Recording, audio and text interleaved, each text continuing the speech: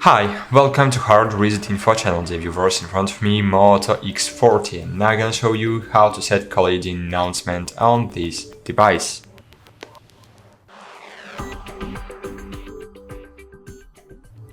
To announce caller ID, you just need to open the phone application, then click on the three dots button on the right up corner of your screen and click Settings. Scroll down and find here caller ID announcement. Click Announce Caller ID and choose one of these three options. So, if you will use always, when someone will call to you, everyone will hear who calls you because you will hear who calls you using your speaker. But I suggest you use only when using a headset.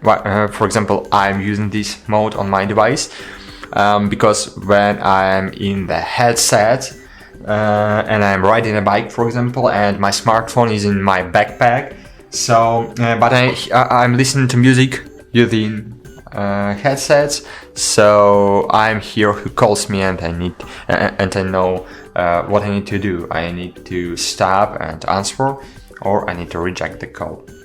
Great, that's it. Thanks for watching, like this video, and bye, see you.